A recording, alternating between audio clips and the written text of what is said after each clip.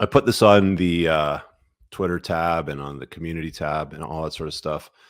And the question is, men, there's two 30-year-old identical twin sisters, both gorgeous. Who would you rather be in a relationship with? A divorced single mom of 3 with a notch count of 2, or her twin that spent her 20s partying, traveling, and racking up a notch count of 50 plus? This is what most guys seem to deal with when it comes to dating, especially if they're dating about 30 plus, which happens to be most of the guys that call into my show and most of the guys watching. You're kind of left with 2 options, right? Sometimes you've got option 1, which is a combination of option 1 and 2. But I wanted to pose this just simply to get feedback from you guys on what you would pick. I wasn't sure what the answers were going to be. I was kind of surprised that most people, and the result was, let me just see if I can blow this up so you guys can see it a little bit better.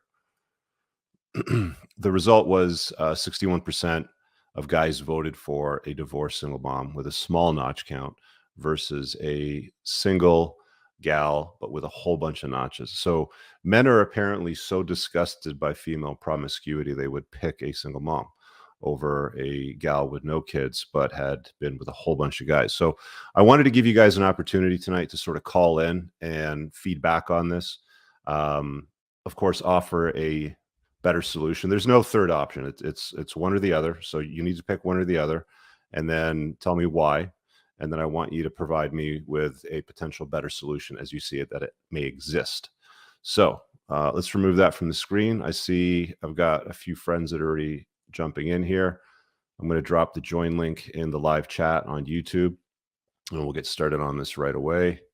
That is pinned at the top. So all you have to do is click that from YouTube, and you can share your experience. So let's give it to 50 Shades to kick off with and see what he's got. What is up, my friend?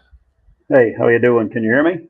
Loud and clear. So Cool. the poll question, my friend, is there's 2 identical 30-year-old twin sisters, both gorgeous. Who would you rather be in a relationship with? I'm talking long-term, not short-term, not a plate. This is a long-term relationship.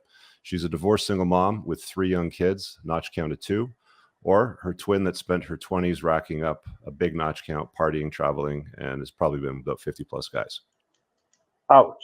That's a great question. I want to know who came up with it. They deserve a pat in the back because it could be one of the greatest questions ever in the in this field. Me personally, probably the mom, because the expectations of the party girl are going to be stratospheric. Okay. And is there a better solution to this? God, well, we all know what the better solution is better men. Better men would not result in this situation. I would have to agree with that. I think that if you had better options and you wouldn't have to, would you say this is what, 80, 90, 70% of like the dating sphere out there that you normally would deal with? Well, out of these 2 options? Probably. Yeah. It's because of weaker societal males over a generational period that has, led to these situations. I'd also argue that it's because women tend to be forgiven as well for a lot of their past. They get a free pass on a lot of things in lives too, it seems. Yeah. But, okay. Here's my thing. The second one with the high notch count and all the party years, she's going to settle down for, beta bucks. But a couple of years into that, Chad's going to come rolling out of the gym while she's coming out of Whole Foods some Saturday afternoon, and she's going to go right back and hit that pipe again. Yeah, that's a big problem that women have when they have difficulty forming a monogamous pair bond to a guy. If they've already been with a bunch of guys, it's like, oh, if number 51 and she settles down with him and things aren't going her way, number 52 is very easy for her to move on to. It's just it's a pattern, right? Mm-hmm. Would you agree? Oh, completely. Okay. All right. I got a bunch of guys that are starting to pile in here that want to chime in. 50, thanks for hopping in. I appreciate you sharing some thoughts on this. All right. We got, let's give it to Mops. Mops in the house. What's up? What is up? What's happening? How you doing, man? Good, man. So I'll just repeat the question again, just for those of the folks that have come a little later. So you're out there dating. You've been spinning plates. There's two identical 30-year-old twin sisters, both gorgeous. Who would you rather be in a relationship with long term? Divorced single mom of 3 with a notch count of 2. Let's say she married and stayed with the same guy for 10 years, and you got the option of her twin sister who spent her 20s partying, traveling, running around, and racking up a fairly large count of 50 plus. Who would you choose? Because that seems to be the dichotomy most guys seem to be facing right now when they're dating, right? Yeah, and let's be clear. I know you said this at the beginning, but there is no third option. There's no option for guys to come on the show and say, I wouldn't choose either. Like, that's not a thing. So you got to be within the parameters of the question.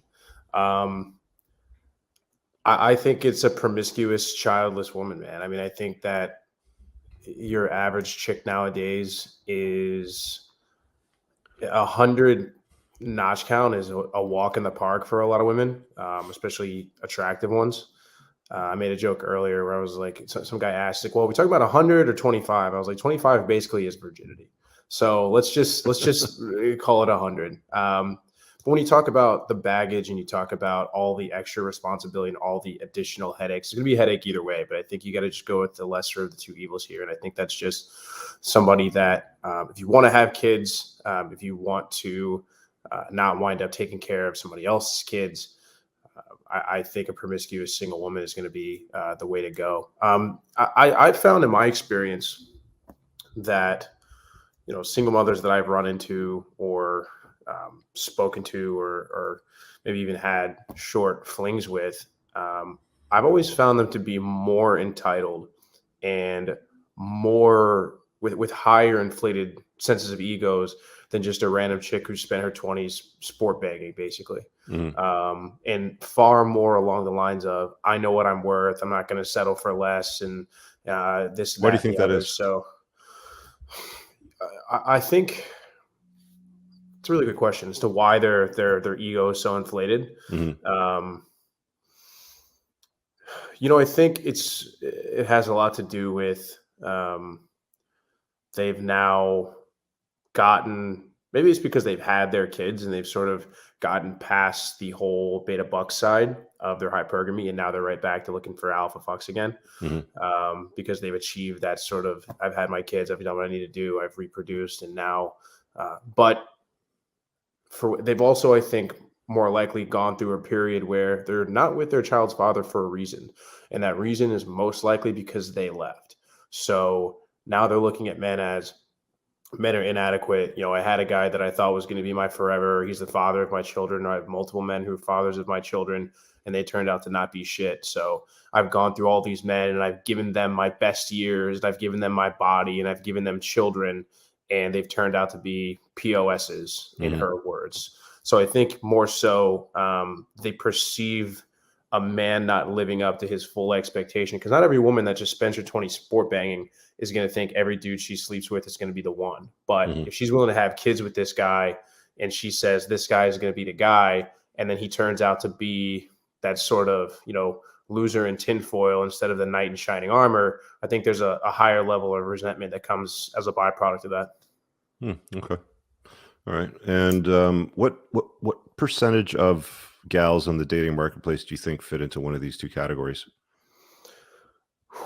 Wow. I mean, it's more than 50%. I would say it's between 60 and 70. It depends on the age range. Yeah. I mean, the older you get, the higher proclivity you're going to have as far as single mothers and women that have high notch counts. But you got to deal with your own sets of problems if you're going to date younger too. Usually it's not these as much, but if you're a dude that's dating late 20s, anywhere above that, you're dealing with, usually it's a pretty safe bet you're going to run into mostly these types of women. Got it. Okay. Appreciate the feedback. Thanks, Muff. See you, brother. Peace. All right. Got a few other guys waiting to hop in. Let me grab the super chat real quick. He says, what are your thoughts on displays of public affection? I was just in a part of the world where they are highly discouraged. Yes, it is an insecurity, but it seems that they are often done to provoke. I was having a conversation with somebody about this. I think I could have sworn it was Jaren. where having displays of public affection is not acceptable where they were. Look, I think, when in Rome, right? If the norm where you're at has an expectation that you behave a certain way, you don't want to stand out in that regard, especially if it's not home turf. You can run into all sorts of problems when you try to, stand out and do things that are in violation of cultural norms where you're at, where you're traveling. So, your displays of affection can be done elsewhere. They don't always have to be in public, is my take. Speaking of Jaren, we got him next. Let's throw him in. Hey, buddy. Got echo. Just have to mute the show. Yep. Just muted my TV. How's it go? Here, hold on. I've got an old school stereo. Let me turn it off. No problem. Go ahead, man. That's what happens when you've got two of the lines running at the same time. Yep, that's exactly what happens. Yeah, I have vintage stereo, so I thought I could control it from the TV, but apparently that is not the case. Was that you that we were talking to about public displays of affection? You were traveling somewhere and it was frowned upon, or was I talking to somebody else? We've talked about that before, not too much. Where I'm at currently, I don't see it as much as I did back in the day, but I have been to countries where it's kind of looked down upon. So like you said, you really just got to follow the lay of the land. And then if you do that, you're normally okay. Where I'm at now, stay out of trouble that way. Yeah, I went out the other night, and a lot of the younger kids do it because most people here live with their families until they're married. So that introduces some new considerations into the equation. I live by myself, so I have no reason to do that. If I want to make out with someone, just get the chick back to the house. So let me pose a question to you then. So There's two identical gals, both 30 years old. They're twin sisters, both gorgeous. Who would you rather be in a long-term relationship with? A divorced single mom of 3, small kids with a notch count of 2. She married and had children with the second guy she was with, or her twin who spent her 20s partying, traveling, and racking up a notch count of 50 plus. I had to give this one a little bit of thought at first. I know that a lot of guys, they say, well, neither would be ideal. Obviously, that would be ideal, but this is a question for a nice debate. So I think after thinking more so, I'm firmly planted in the team horror category, and then I'll break down, if you give me a minute here, why. Okay. So first, we need to define relationship. A lot of guys in the space, when they think relationship or LTR, they think of a two-way monogamy type model. I talk about this all the time.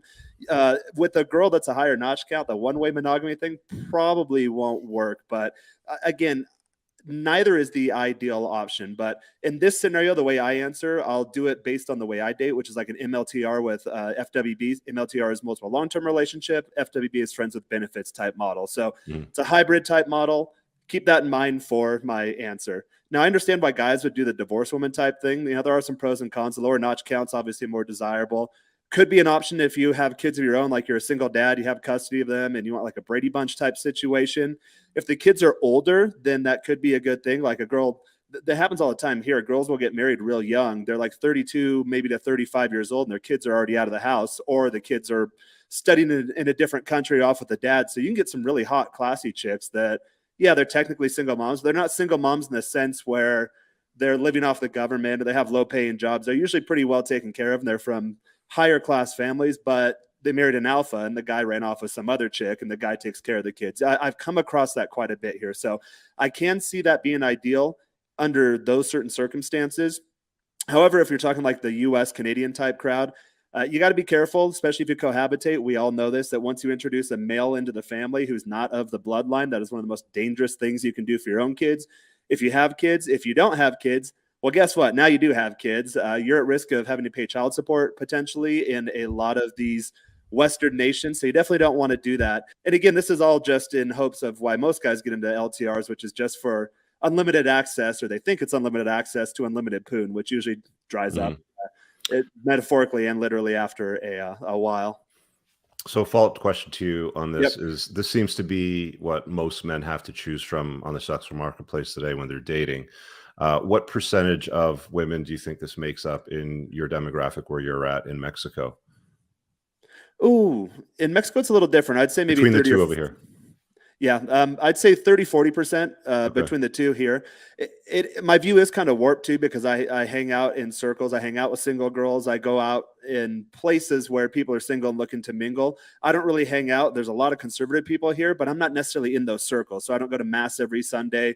I don't go to the types of events or hang out in the circles where it's like really super traditional family. So that, being honest, that kind of skews my view a bit. I hang out in Are there a trendy lot areas. less single moms in Mexico, or is it that there's a lot less promiscuous women in Mexico, or is it just it's just an even balance of both?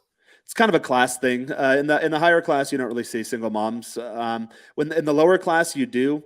I think that's pretty much how it is worldwide. Where if you're lower socioeconomic status, then actually having kids could be seen as a money-making type venture, because a lot of times they'll go out, they'll work their low-paid jobs. But if you have 5 kids, for example, all that money gets pooled back into the family. Whereas the wealthier people, and again, I think this is worldwide, wealthier people typically have less kids. Got it. Unless they're uber wealthy, then they have a ton. But let me get to my pros for the hose, and I'll get on out of here real quick. So obviously hose, little less able to pair bond. But both the single mom and notch count chicks, they're likely to have some sort of baggage. So, and usually it's about the same. Muff identified it. The divorced chicks are a lot of times, they're usually a little more entitled, and they're a little more kind of pushy in the relationship because they need you to come in and be that resource provider or provisioner. So that causes some issue too. A lot of the high notch count girls, they really don't care. And like the way I'm dating now, I really don't care either. I'm doing kind of the multiple thing. I'm looking for like a main chick or maybe higher quality MLTR type candidates. But in the meantime, like Richie say this all the time, you have to go through a bunch of the S before you can get the quality. So regardless if you're actually looking for whores or not, you're going to come across them. So I always say, like, might as well have some fun. In choosing availability, availability is a big thing too. Is she attracted to, and is she available? The divorced mom, sometimes they're not as available. The kids will always come first. Guys that have dated divorced moms, single moms, they know these things. But if you're like in an FWB MLTR type scenario, I say the girl that's more available, fun, high notch count, definitely go for that. And then as a bonus, a lot of times the high notch count girls, they're usually open to bring it, or more open to bringing other girls into the mix. Whereas the divorced chick, maybe not so much. You know, she has the kids to contend with. She might be worried about her reputation, although, you know, she's a single mom. Then at some point she kind of gave that up to a degree. But again, overall, neither is really an ideal choice. But for me and the way I run my dating life right now, I'm firmly planted in team whore. Okay. Thanks for that, Jaren. All right. Appreciate it, man. Cheers. I really hope you guys enjoyed that clip. If you want to watch the full-length podcast, you can find that over here, that clip's from. If you're newer to the channel, make sure you hit subscribe over here, and pin down below in the top comment, you'll find a bunch of useful links to my website, my supplement line, books, and a bunch of other stuff. Have an amazing day. Peace out.